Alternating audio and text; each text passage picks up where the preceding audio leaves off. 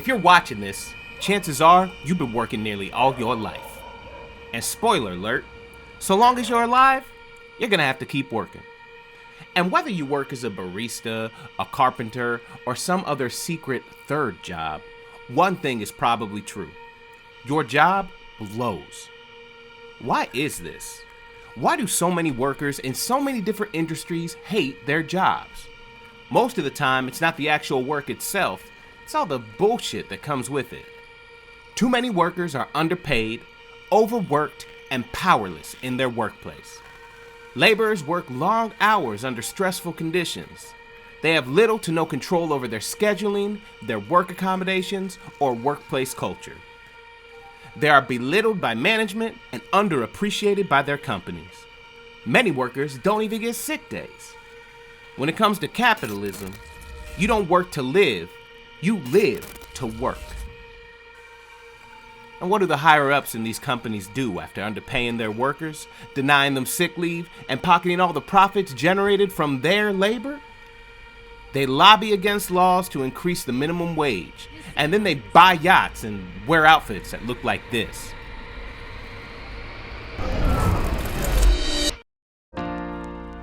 But what if I told you there was a way to force your workplace to listen to you? What if I told you that you and your fellow workers could have a say in your workplace? That you could collectively demand sick days, higher pay, and a better working environment? Imagine how much better your life could be. Luckily, there is a weapon to fight back against the tyranny of the workplace. The weapon of worker solidarity. And nothing says solidarity like forming a union. All workers deserve dignity, but no boss or corporate overlord is going to give it to you. You have to take it. Today, I'm going to teach you how to plan a heist to steal your power back. Today, I'm going to teach you how to form a union.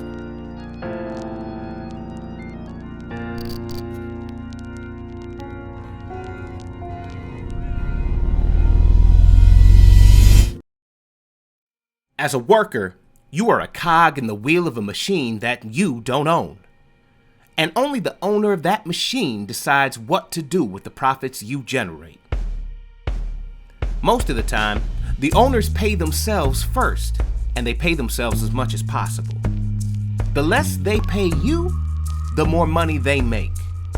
The more they make you work, the more money they make. The less money they spend on safe working conditions, the more money they make. You can see how this incentive structure could quickly become a problem for the working class. And it did become a problem. Labor conditions became so bad that the United States government was forced to take action. In 1935, the United States passed the National Labor Relations Act, or the NLRA for short, which guarantees the right of most private sector employees to form, join, and participate in a trade union. A union is an organized group of workers who effectively band together in order to democratize their workplace. Unionized workers have the legal right to collectively bargain with their managers and bosses, allowing the union to demand certain things from their employers. Things like higher pay, more time off, and better working conditions. Most unions also have the right to initiate a labor strike, which is a coordinated work stoppage where union employees refuse to work until their workplace addresses their grievances. A union is basically a clique of workers collectively organizing to get a duffel bag full of bread. Capitalists make money off of your labor, and as long as they rely on your labor to get rich, you have some leverage. Worker solidarity allows unions to force owners to make concessions they otherwise wouldn't make. When a single worker stands against a boss, it's easy to just fire them or shut them down. When all workers stand against a boss, they get paid. Here's a current example. In 2022, the UPS, also known as the United Parcel Service, a Fortune 500 company, reported record profits as its revenue reached $100 billion for the first time since its founding. The next year, in 2023, The Teamsters Union, which represents UPS delivery drivers, threatened to go on strike if certain conditions were not met. As of the time that this video is being published, UPS has already agreed to many of the union's demands, such as outfitting UPS delivery trucks with air conditioning. And under the new contract, full-time delivery drivers will reportedly earn $170,000 a year in annual pay and benefits. That's not bad, but it could be even better. And the drivers may still go on strike if certain other demands aren't met. That's the power of a union. And don't feel bad for the bosses here. The CEO of UPS made a reported $19 million last year. She's fine. Gaslight gatekeep girl boss. But for workers, unions are one of the best tools we have to balance the scales. So how do you form one? I'm glad you asked.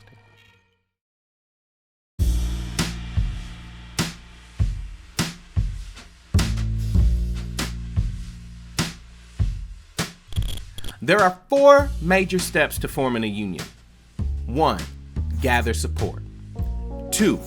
Go public by demanding a union vote. 3. File for a union election and win. And 4. Negotiate and ratify your first contract. Each step of this process requires different tactics and strategies in order to be successful, and we will need to break down each step in a separate video for that reason. Today, we're going to focus on the first step, gathering support. The first step to forming a union is to build support among your coworkers. You'll need to build a core group of supporters who are willing to take an active role in the process. You'll need to gather union authorization cards and put together a petition of support before you can publicly demand a union. If you can get 30% of your coworkers to demand a union, your company will be forced to hold an election where you and your coworkers will vote on whether or not to unionize. As such, the first step to forming a union is to get the signatures necessary to force your workplace to have those union elections. Because you can't collectively bargain without a collective. So, you're probably thinking, okay, but how do I actually do this? How do I actually build majority support internally? Well, let's talk about that now. Let's think of it this way. When you're forming a union, you're essentially planning a heist to take over your workplace. In this initial phase of forming a union, you're operating incognito, avoiding detection before you can pull off the heist. You need to scope out the workplace to figure out its weak points, gather potential accomplices, and plan out all the contingencies. First, before you can even pull off your heist, you need to determine whether it's even possible. So the first step is you need to determine who is eligible to join your union. Under the NLRA, independent contractors and certain other employees cannot form a union. Most domestic employees cannot form a union, and neither can employees of agricultural farms, which is crazy because, they already have the pitchforks and everything. Thankfully, the NLRA gives most private sector employees the right to form a union, but you'll want to make sure you and your coworkers are eligible. Okay, so you've determined you're eligible to form a union. You can pull off the heist. But you can't pull off a heist without a good plan. But before you can even plan a heist, you have to figure out whether anyone else is willing to pull it off with you. It's time to look for some core accomplices at your workplace.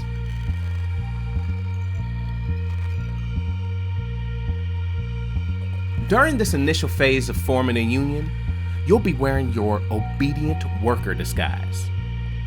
You'll be a model employee, the perfect little wage slave. But underneath that disguise, you'll be Nat Turner. You don't want to tip off management that you're trying to form a union. In the early stages of organizing, at a time before you've been able to build up majority support, That's when you'll be the most vulnerable to retaliation by management. A lot of workplaces in a lot of states have an at-will employment policy, meaning that an employer can fire a worker at any time for any reason or for no reason at all. Under the NLRA, it is illegal for an employer to fire you for organizing a union. But never underestimate the fact that employers can be bitch-ass niggas.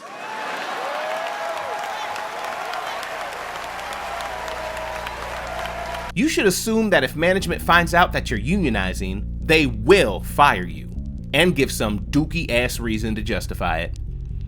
The key to success here is to stay sneaky and take your time to build some initial support internally. Make a list of the people who are eligible to join your union, and make another list of the coworkers you know would be the most down to unionize. You should start your recruitment efforts with this second group, the employees most down to unionize. Go out with them after work. Meet up in a park or at a bar or wherever you can have a private conversation, and ask them if they're tired of being pushed around by your bosses. Ask them what they think about not having any paid time off, and then ask them if they'd be interested in changing that and taking some power back from the workplace. So in these initial stages, how do you identify which workers are in and out? By listening to your coworkers' concerns and determining who amongst them has a community of interest. Basically, figure out who else at your workplace is fed up with the same nonsense that you are. Who else needs a pay raise? Who else needs more sick days or vacations? Who else is speaking out about the nonsense going on at work? These are the people you'll want to go after. Now, when you first start off in building majority support in the workplace, initially you will want a small but dedicated group of pro-union organizers to kick things off. This group of true believers will sometimes be known as the organizing committee. These are the people who, like you, will be reaching out to your fellow workers to understand their concerns, build rapport with them, and get them to support your unionization efforts by signing the Petition of Support and the Union Authorization cards. Sticking with the heist analogy, your organizing committee members are your George Clooney, Brad Pitt, and Matt Damon in Ocean's 11. You want this organizing committee to be as representative of your workers as possible, since this is a group that's going to be the vanguard for the union election efforts, and they'll likely be the people who will eventually negotiate your first union contract. But that's later. Let's get back to now. Okay. One last thing. Eventually, in these initial stages, you'll need to determine whether to form your own union from the ground up or join an existing one. There are advantages and disadvantages to each approach, and the right answer will very much depend on the dynamics of your particular workplace. Teaming up with an existing union can be super helpful, but only if that union has a track record, a proven track record, of getting results. Unions can, and unfortunately are, corrupted, and their leadership can be bought out. And an existing union may not be as focused on the needs of you and your coworkers in a particular workplace. Whether you form a new union or join an existing one is a decision that will vary on a case-by-case basis. So keep it as an ongoing conversation with you and your heist committee. So you've put together an initial organizing committee of trusted pro-union homies. Now it's time to really plan the heist.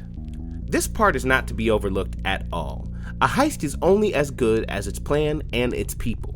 And if you're going to take a shot at the boss, you best not miss. The first step to planning this heist is to power map your workplace. You need to figure out who's in charge, who calls the shots, who's connected to who, and where you might be able to get support. This isn't just an exercise in relationship mapping. You're trying to figure out broadly where power lies in your community and your workplace, and how you can wield that power for your campaign. Again, organizing a union is like pulling off a high-stakes heist, and power mapping is like casing the joint. Here's how you can effectively power map your workplace to plan a heist to take back your dignity. 1. Identify the key players. Just like in a heist, you need to know who has the most power and influence in the workplace. You want to take an inside-outside approach to this power mapping. Make a list of the decision makers, including managers, supervisors, HR personnel, and executives. Make a list of all the cool employees you know, the employees with whom you share a community of interest, and employees who have particular skills and connections which could help you pull off your heist. 2. Determine the interests of the key players. In a heist, you need to know what motivates each target. Similarly, for each decision maker, identify what their interests are. Are they primarily concerned with profitability, reducing costs, or maintaining a good public image? Or are they like you and your coworkers, people who are cogs in a machine that strips them of their humanity and dignity? If they are the latter, could any of them be your allies? 3. Map out their relationships. In a heist, knowing who's connected to whom is crucial. Map out the relationships between decision makers, other employees, and external organizations to determine who's in charge and who has the most influence. For the bosses and others who would be against your unionization efforts, think about how you could diminish their influence. For your fellow co-workers, think about how you could get them to use their influence to convince other employees to support the union. 4. Prioritize targets. You need to decide who's worth going after. Based on the power map, prioritize which decision makers and employees are the most important targets for union organizing. These are the people who are most likely to have the most influence over whether or not a union is successful. Remember, the goal is to bring in as many union-eligible workers as possible. For a smaller workplace where you know everybody, this won't be as difficult, since you'll be able to approach each of your coworkers to turn them on to the benefits of unions. This becomes much harder to do with a larger workplace, like a factory or a warehouse, since you're not going to personally know every union-eligible employee who works there. Maybe you work in a different part of the shop, or maybe you and your coworkers work nights while the other workers work mornings. For a larger workplace, you're gonna have to get strategic. You should have some key members of the heist crew who specialize in communicating with different workers. For example, one of you should be in with the night shift crew. Another should be a staple of the day shift.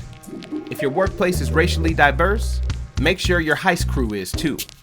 If there are language barriers in your workplace, bring in allies who can communicate with everyone in their native language.